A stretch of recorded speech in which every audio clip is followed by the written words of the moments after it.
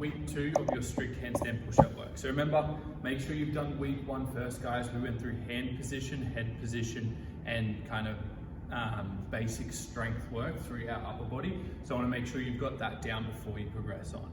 Now, if you couldn't nail that EMOM we did last week, repeat it again this week. There's no point skipping that step because you won't be able to progress as well. If you nailed that EMOM and you're happy with your hand position and everything, what we're going to work on today is 2 things. First, we're going to find our 5 rep max, all right?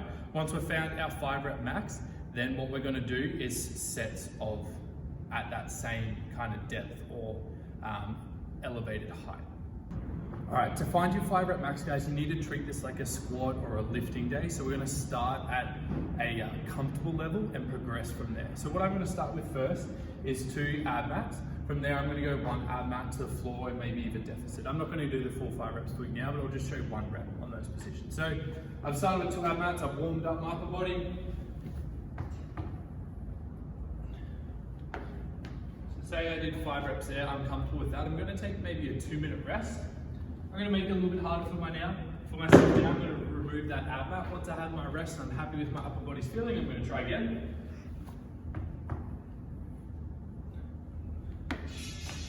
So I've nailed my 5 reps with that. I'm really happy. I've taken my rest. I'm going to try for the floor as well. If once I've nailed that, because we all know I can, we're going to add some deficit. So for those of you who already have a pretty good strict handstand push-up, you might go to deficit pretty quickly, and that's fine. So that's where you start to add plates to elevate that up so that your head's going to go in between those plates to challenge your position there. So I've completed my 5 rep max now. What we found is the 10 kilo plates there is my 5 rep max, all right? Now what I'm going to do is 6 by 2. So after I found that 5, I'm going to take a good rest, and then I'm going to do 2 reps at a time by 6 sets. So I'm going to do 2, take a 90-second rest, do 2, repeat that for 2, you've completed your 6 sets of 2. Now what that's going to do is now you may be able to go deeper than that for a set of 2. We're trying to accumulate overall volume and strength through this position. It's like our back squat. Some days we do 5 by 5 at the same weight, some days we do 5 by 5 building in weight as we go. And this is just the stimulus we're looking for today to create your strength gains. Now, if you fail a set, rest longer. All right, so if you've been pushing the rest at 60 to 90 seconds and you fail a set, rest longer, maybe 2 minutes, 3 minutes, whatever you need to be able to nail that set at 2. If you found a true 5 rep max, you should be able to do 6 sets of 2 at that same deficit or same height or elevated height if you are using ab mats or anything.